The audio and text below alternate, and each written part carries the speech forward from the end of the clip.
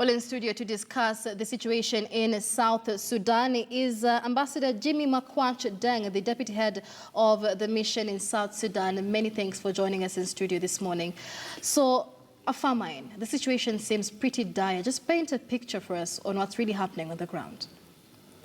Well, thank you for having me. I think the famine declaration in South Sudan is very unfortunate, especially with South Sudan having a vast land that is very fertile that our people can feed themselves. But with the current situation that we have on the ground, the insecurity as well as the drought in the region has really affected the country as well. But I can assure you that the government and the humanitarian agencies are doing all they can to bring the situation to account. And of course, like you've mentioned, this has been blamed on the drought and the fighting. There's still questions as to who is to blame for how bad the situation has gotten in South Sudan.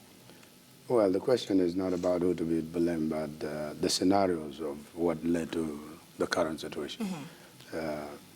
Part of it can be a man-made situation, and part of it can be a natural cause. When you talk about a man-made, the current insecurity created by the rebels within the country as far as Riek Machar and his rebel groups are concerned is something to be blamed on a man-made situation.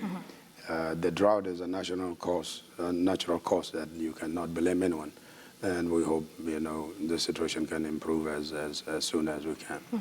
And of course, I've had Salva Kiir there promising aid agencies that they will be able to access these regions where civilians are. But what does that mean with regard to security? Because the issue is that they cannot access these regions because of insecurity. Does that mean a cessation of war?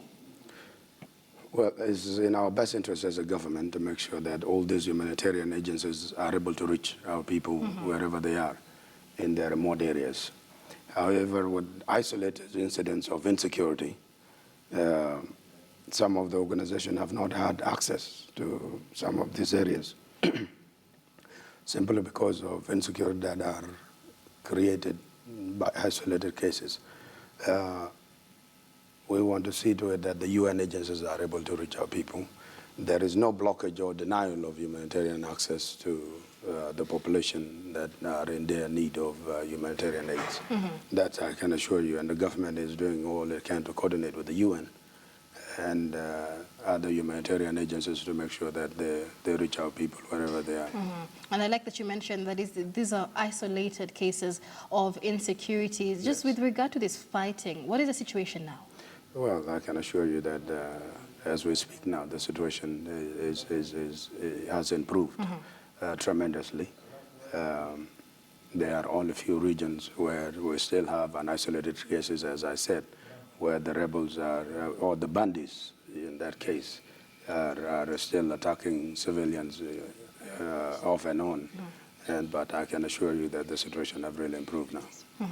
Right. And of course, aid agencies can't be, the situation in South Sudan has gotten so bad that you can't only rely on aid agencies. Are there any plans by the South Sudanese government to mitigate the crisis? Well, as I said, we are working closely with our development partners. I can assure you that, or I can inform you that last month the Japanese government was able to allocate about $22 million for the humanitarian assistance to South Sudanese. Again, yesterday we had a pledge from the European Union of about $86 million for humanitarian assistance. With that, the government resources as well in order to combat the current situation.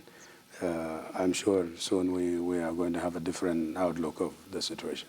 And of course, in East Africa, we understand that the drought has affected many East African countries. It's not a South Sudanese problem. Yes. But in South Sudan, the fighting is also largely to blame for this situation. Now, just the other day, the Joint Monitoring Team released a report that there is, just a failure from both sides to honor the ceasefire that was put in place.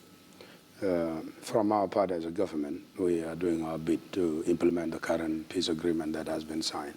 I can also tell you that within the oppositions that are now implementing the current peace agreement that was signed last year, we are doing our part, and I think there has been a lot of frustration from different signatories to the agreement, especially our international partners, that things are slow, the implementation of the agreement, and partly also the opposition itself is an obstacle to the peace agreement. But you see, this is the finger pointing that this UN report is coming out with. The government says it's the opposition that's not honoring the deal. The opposition says it's the government that's not honoring the deal. But the report by the Joint Monitoring Team seems to have evidence of both sides not honoring the deal. Well, you cannot always say both sides are wrong. There must be somebody that takes the responsibility. Right. And I can tell you that the oppositions who are in the government today and the government, as we implement the peace agreement, we seem to be on the right tracks. We believe that we are on the right track. However, those opposition and discontented group want to make sure that the peace agreement fails and is not implemented. So they will always come up with these reports: the peace agreement has failed, it needs to be renegotiated again. But I can assure you that we are implementing the peace agreement. Has there been any progress so far? We are making a lot of progress. Any specifics you can point out? Well, as I can tell you now, we are talking about the joint two armies together. We are working closely with the police, from both sides.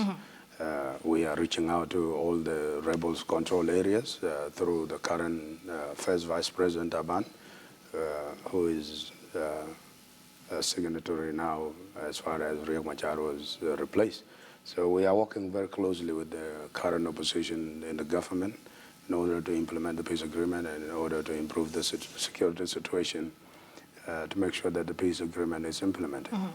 Even as you speak of a peace agreement, of course, we have on the ground civilians and citizens of South Sudan that are suffering, are bearing the brunt of this war. Are they included? Is there public participation in these negotiations? Yes, indeed. In December last year, our president called for national dialogue. This national dialogue is meant to bring all the people of South Sudan together, discontented group, oppositions, the government, in order to discuss our differences within the country in order to bring peace and stability to our people. So this is a grassroots-led peace initiative, and it is a national call that involves everyone, regardless of your political affiliation. So the national dialogue will be led by the grassroots people, will be led by the church-based group, will be led by community leaders, and all the other political parties that are involved. All right. Well,